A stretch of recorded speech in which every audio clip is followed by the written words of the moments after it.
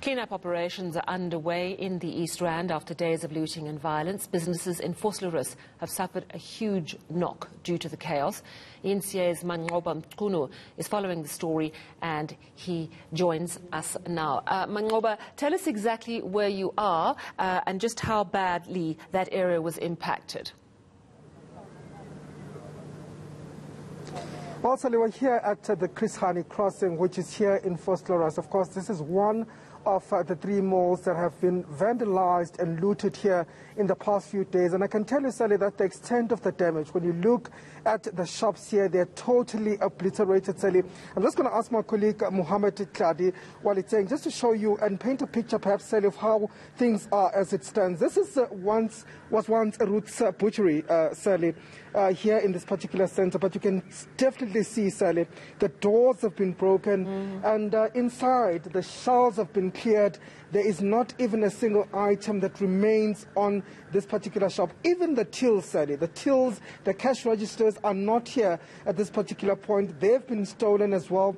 And earlier on, I did see the manager of this particular store quite worried, quite concerned and quite shocked, Sally, about what had happened here at this particular shop. But even more shocking, Sally, is that when we were here earlier on, we did see some community members that had gathered here to try and perhaps lend a hand in terms of cleaning up, in terms of mop-up operations. But some of them were also seen, taking some of the food items from this particular shop. So this is what the situation is like. Of course, there have been some community members, more especially the local taxi operators who have been here at the mall. I'm sure you can see them far there from the distance, Sally.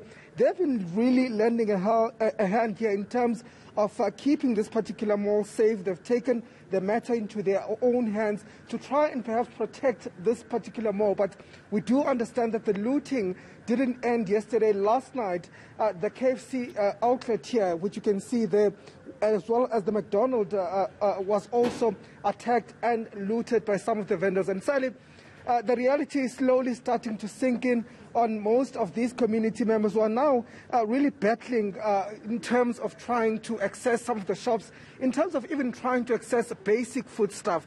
I have one of the people that had been here at the mall trying to find an ATM machine. I'm just going to bring her in, Sally, just to speak to us shortly.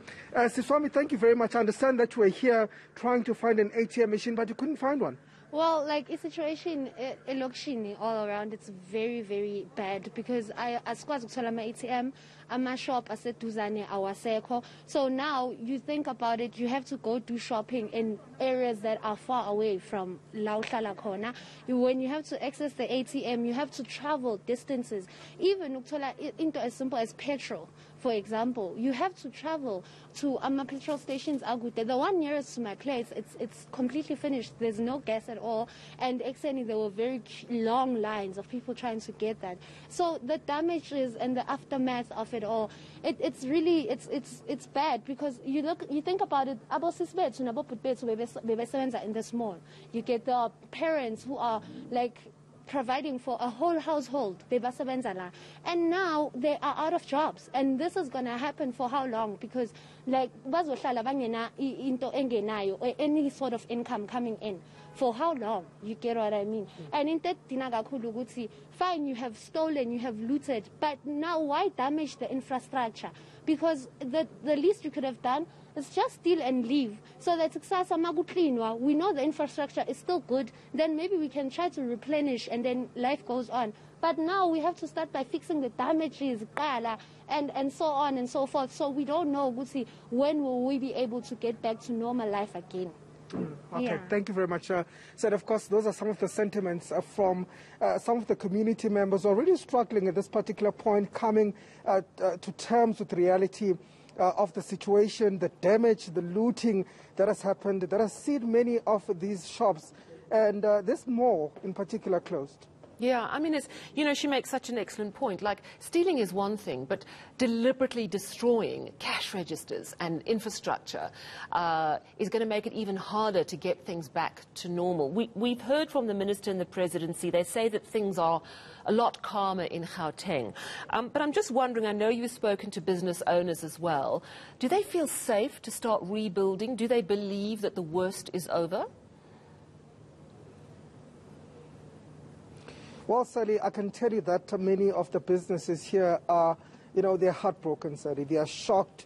They're still, battling to come to terms with the losses that they've suffered. I saw quite a number of business people that had gathered here earlier on, trying to really count the cost, assess the damage that's been caused. And we talk of, extensive damage, Sally, that could run into hundreds of thousands of rands, if not millions of rand. I mean, all of the shops in this particular mall were looted, Sally. They were vandalized. Some of them were satellite. So it will really take some time for them to actually try and rebuild. In fact, I spoke to some business people that said they don't even know where to start because they do not have insurance.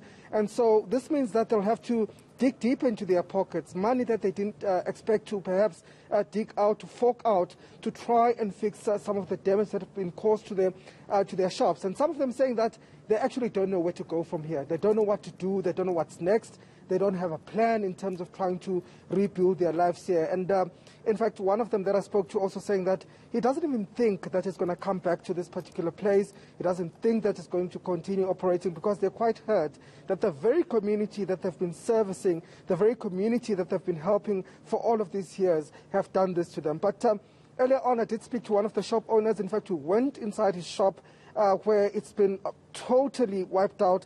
And Sally, just take a listen to some of the sentiments from businessmen here in this particular area. It's very, very bad. All the computers you see in this shop, we had about 18 computers here. They're all gone. The printers, we had 3 printers. They're gone. The other one is lying outside. They're broken. They took even the Coca-Cola fridge. I don't know what are they going to do with the Coca-Cola fridge. It's missing. The routers, even you see, this is a aircon. They tried to strip it off. For what reason? Nobody knows. Unfortunately, people who are working in this shop today, they are jobless. They are calling me every day trying to find out to say, what is the plan? I don't know. As it is, I'm stuck. Stuck indeed. Really tragic news. Thank you for bringing us the very latest, though, from Chris Hani Crossing in Vosloorus on the East Rand. That is our reporter out there, Mangoba Mchunu.